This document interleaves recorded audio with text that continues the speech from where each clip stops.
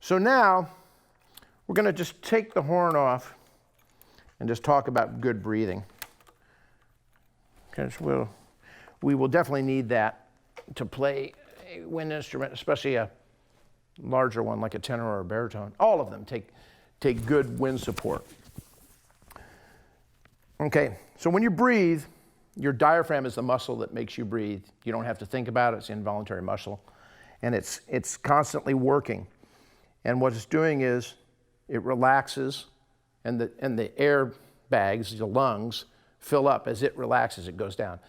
Oftentimes I'll tell people, hey, take a deep breath, and they'll go, and they'll bring their chest up and out like this, and they'll bring their diaphragm up. It's like, well, that's not a deep breath at all. The deep breath is when your diaphragm goes down, makes your lungs larger, increases the capacity. Because when it comes up, that's the push out.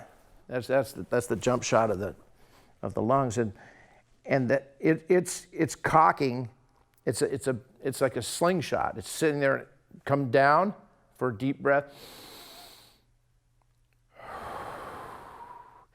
And you can put your hand on your gut. The more gut you got, the better you're going to know.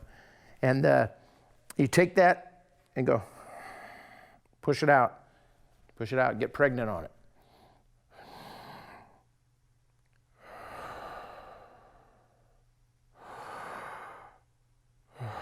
So when you just do a little breathing before you play, you just check yourself. And then as you're playing, check yourself, and you'll always, when you're blowing a note, you want to blow it from way down about your knees, if your lungs could go down there. And keep that good breath support always in mind when you're playing the saxophone or any wind instrument or singing. So before I show you the notes on the saxophone, on this tenor saxophone, I want to make sure that I address to you out there that play the alto or the baritone saxophone, and hopefully you're learning on an alto and not a baritone. It's a bit of a beast to start out on. Is that we are going to have you cut to the next chapter, because I'm going to start talking about notes on the saxophone, and they pertain differently to the alto than they do to the tenor. So we'll catch up with you on the next chapter with an alto saxophone. I swear I'll change.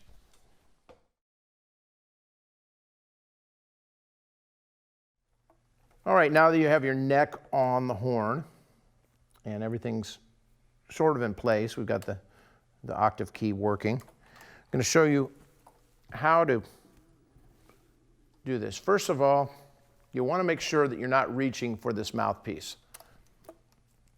Now,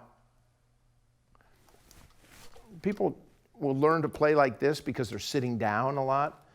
I'm going to be teaching from more of a rock and roll, R&B, stand up and play with the guitar player's situation. I tend to hold the horn out more in front of me because I'm standing. I don't need it to be here on the side because I don't have to avoid my chair. And this is still good saxophone technique. You can even do it playing. I mean, some people play off to the side a little bit. Some people play right in the center. I tend to play right in the center unless I'm bending over, which I'm going to take it to my side, my right side, to avoid my leg. Some people stand there and rest it on their leg, especially a tenor, because depending on your height and everything, it can fit just nicely and take a little of that load off your neck. I use a standard neck strap. Some people use a harness that comes over both shoulders.